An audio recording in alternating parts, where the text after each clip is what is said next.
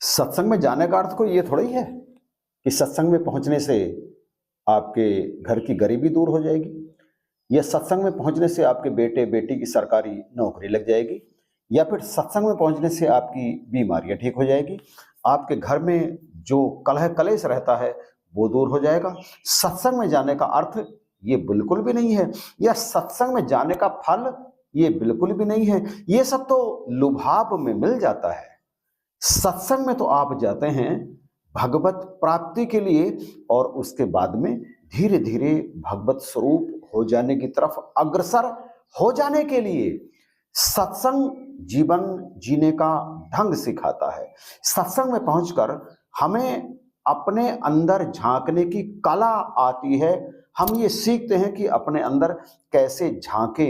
ये जो संसार जिसमें लगातार आग बरस रही है, नफरत की, निंदा की, घृणा की, इस तरह की आग जो बरस रही है, सत्संग में पहुंचकर इस आग पर पानी गिर जाता है आध्यात्म का, और ये आग धीरे धीरे बुझने लगती है। एक व्यक्ति ने एक सत्संग में जाने वाले व्यक्ति से, जो पहले सत्संग में बहुत जाता था लेकिन बाद में उसने सत्संग में जाना बंद कर दिया, उससे उस व्यक्ति ने पूछा, अब आप सत्संग में क्यों नहीं जाते? उसने बड़े ही शुष्क स्वर में उत्तर दिया। उसने कहा, अब सत्संग में जाना मुझे अच्छा नहीं लगता, मुझे सत्संग पसंद ही नहीं है। कई लोग जो सत्संग में आते हैं उनके चेहरे देखते साथ ही मेरे अंदर एक अलग सा उबाल आ जाता है, मुझे वो पसंद नहीं है, इसलिए अब सत्संग में मैं नहीं जाता हूं। आपको भी कई बार ऐसे व्यक्ति मिले होंगे जो पहले सत्संग में जाते थे और अब नहीं जाते। आप में से कई ने उनसे इसका कारण भी पूछा होगा, तो उन्होंने कुछ ऐसा ही घुमा घुमाया सा, कुछ ऐसा ही मिलता जुलता जवाब दिया होगा। तो आपने क्या सोचा?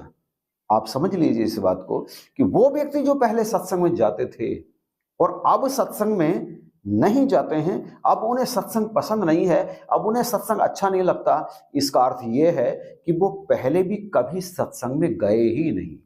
वो उस स्थान पर जहां सत्संग होता है बाजार समझ करके गए हैं कि वहां बाजार लगा है और वहां से मुझे मेरी मनपसंद चीज मिल जाएगी। वो वहां से शांति खरीदने गए थे, वे वहां से अपने बेटे की शादी खरीदने गए थे, वे वहां से सरकारी नौकरी खरीदने गए थे, वो वहां से बीमारियां दूर कराने के लिए गए थे। वहां वो सत्संग करने तो कभी गए ही नहीं। और सत्संग स्थल पर जो व्यक्ति व्यापार करने के लिए जाता है, बाजार समझ करके जाता है सत्संग स्थल को या सत्संग को, वो कभी भी सत्संग में टिक नहीं सकता। एक ना एक दिन उसे सत्संग में आना छोड़ना ही पड़ता है मजबूरी में, क्योंकि उसका तो स्वभाव ही नहीं है सत्संग में बैठना। वो तो व्यापारी है। व्यापारी सत्संग व्यापारियों के लिए नहीं होता, सत्संग होता है भगवत प्राप्ति की इच्छा रखने वाले महान व्यक्तियों के लिए। ये स्वार्थ सिद्धि का स्थान नहीं है। जिन्हें स्वार्थ सिद्धि करनी है वो जाएं मार्केट के अंदर, बाजार के अंदर। सत्संग स्वार्थ के लिए नहीं होता, स्वार्थ की सिद्धि के लिए नहीं होता, ये तो आनंद के लिए होता है, भगवत प्राप्ति के लिए होता है। जिन्हें आनंद चाहिए वो आए सत्संग में, जिन्हें आनंद नहीं चाहिए, वस्तुएं चाहिए, वो सत्संग में ना आए। उन्हें सत्संग में आने की आवश्यकता नहीं है। और यदि भूलवश वो आ भी गए ना, तो वो एक ना एक दिन इसे छोड़ करके चले जाएंगे। ये तो आनंद प्राप्त करने वालों के लिए है, जिन्हें मनुष्य जीवन का रस लूटना है, ये तो उनके लिए है, ऐरे गैरों के लिए नहीं है। उनके लिए नहीं है जो सवेरे से शाम तक माया की पोटली उठाए फिरते रहते हैं। सवेरे से शाम तक उन्हें काम से फुर्सत ही नहीं मिलती, जो दिन रात माया माया माया ऐसा करते रहते हैं, जो माया इकट्ठा करने में ही लगे रहते हैं, जिन्हें ना पहनने का तमीज होता है, ना जिन्हें खाने का तमीज होता है, ना जिन्हें उठने का तमीज होता है, और ना जिन्हें सोने का तमीज होता है। केवल माया, केवल माया, ये उनके लिए नहीं है। वो भूल से यदि सत्संग में आ जाते हैं तो एक ना एक दिन उन्हें सत्संग छोड़कर जाना ही पड़ता है। और आप इस बात से दुखी मत होना कि वो सत्संग में आता था अब नहीं आता है, उसका दुर्भाग्य है। दुर्भाग्य नहीं है। तुलसी पिछले ताप से हरि चर्चा ना सुहाए, जैसे ज्वर के वेग से भूख प्यास भग जाए। पिछले ताप से, वो जो पहले कर्म किए हैं ना, उस कारण से वो माया में ही लिप्त रहना चाहता है। हरि चर्चा तो उसे सुहाती ही नहीं। महात्मा बुद्ध जी के पास में एक बार एक व्यक्ति पहुंचा, कहने लगा, महाराज, हरि चर्चा में मेरा जरा भी मन नहीं लगता, मुझे परमात्मा का भजन जरा भी पसंद नहीं है, यहां तक कि परमात्मा की बात सुनना भी मुझे पसंद नहीं है। अगर कभी मेरे माता पिता मुझे सत्संग में या किसी दूसरे धर्म कार्य में, हरि कथा में ले जाना चाहते हैं, तो मैं कोई ना कोई बहाना करके उसे काट देता हूं। लेकिन मैंने जो आपके प्रवचन सुने, मैं जो आपके पास आया, यहां जो मैं बैठा, तो अब मेरा मन ये करता है कि मैं भी दीक्षा ले लूं, संन्यास ग्रहण कर लूं। आखिर क्या कारण है कि पहले पहले मुझे हरि चर्चा सुहाती ही नहीं थी और अब तुरंत मेरा मन ये करने लगा है। और महात्मा बुद्ध कहने लगे, वत्स, तुम पिछले जन्म में हाथी थे। एक बार उस वन में भयंकर आग लग गई, जिस वन में तुम रहते थे।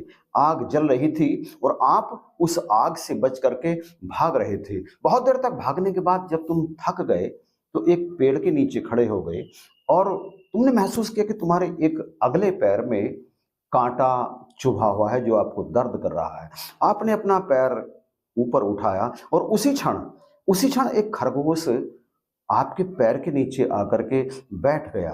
तुमने उस खरगोश को देखा, आपके पैर रखने पर वो खरगोश मारा जाता, लेकिन तुमने पैर नहीं रखा, तुमने अपना पैर उठाए रखा और फिर काफी देर के बाद में वो खरगोश वहां से चला गया और उधर वो खरगोश गया और उधर तुमने अपना पैर वहां नीचे रखना चाहा, परंतु पैर रखा ही नहीं गया, क्योंकि तुम्हारा पैर बुरी तरह से अकड़ चुका था। अब तुमसे पैर रखा नहीं जा रहा था। तुमने पैर रखने की कोशिश की तो तुम वहां नीचे गिर गए और फिर तुम उठ ना सके। उस जंगल की आग ने तुम्हें जला दिया, लेकिन मरने से पहले, मरते हुए क्षण तुम्हारे मन में करुणा थी, तुम्हारे मन में एक संतोष था कि मैंने खरगोश को नहीं मारा, मेरे कारण खरगोश इस जंगल की आग से बच गया। एक संतोष तुम्हारे अंदर था, एक करुणा तुम्हारे अंदर थी, एक दया तुम्हारे अंदर थी, जिसने खरगोश के तो प्राण बचाए, परंतु उसको बचाने के चक्कर में तुम्हें अपने प्राणों के जाने का कोई अफसोस नहीं रहा। उस खरगोश के प्रति जो करुणा तुम्हारे मन में जागी, उस करुणा का ये सुफल है कि परमात्मा ने तुम्हें ये मनुष्य का जीवन दिया। पहले कभी किसी जन्म में जो तुमने गलत काम किया होगा, उसके कारण तुम्हें हरि चर्चा नहीं सुहाई, तुम्हें हरि भजन में बैठने का मन नहीं हुआ, लेकिन जैसे ही तुम्हारे कान में मेरी आवाज पड़ी, तुम्हारे अंदर वो करुणा फिर से जाग उठी और तुम्हें वैराग्य हो गया, तुम्हारे मन के अंदर प्रेम उत्पन्न हो गया, तुम भगवत प्राप्ति की तरफ अग्रसर हो रहे हो। इसलिए अब अपने मन को इधर ही लगाए रखना। आपके द्वारा जाने अनजाने में किए गए कभी अच्छे कर्म तुम्हें मनुष्य जीवन की तरफ ले जाते हैं। परमात्मा रीझ कर तुम्हें मनुष्य जीवन देते हैं, तुम्हारे किसी बुरे कर्म के कारण नहीं देते, अच्छे कारण पर, अच्छे कर्म पर रीझ कर परमात्मा ये मनुष्य जीवन देते हैं। और साथ में ये मायावी संसार तो है ही, इसकी चमक दमक में तुम्हारे वो कर्म छुप जाते हैं कई बार, लेकिन किसी महात्मा की आवाज जब तुम्हारे कान में पड़ती है तो तुम्हारे वो शुभ कर्म फिर से जाग उठते हैं। मनुष्य जीवन तो मिला परमात्मा की कृपा से, लेकिन उन शुभ कर्मों के कारण तुम्हें सत्संग मिलता है, हरि कथा मिलती है, भजन मिलता है, परमात्मा का सानिध्य प्राप्त होता है। तो जिसके जीवन में भी ये सत्संग आता है, अगर उसका मन भी करता है कि मैं सत्संग में ना जाऊं, तो अपने मन को मार करके सत्संग में जाना चाहिए, क्योंकि यहीं से प्राप्त होती है परम आनंद की प्राप्ति। राम भुलावा भेजिया दिया कबीरा, रोय जो सुख साधु संग में, सो बैकुंठ ना होय। बैकुंठ में ये साधुओं का संग नहीं मिलेगा, ये सत्संग नहीं मिलेगा, केवल आप ध्यान में बैठेंगे।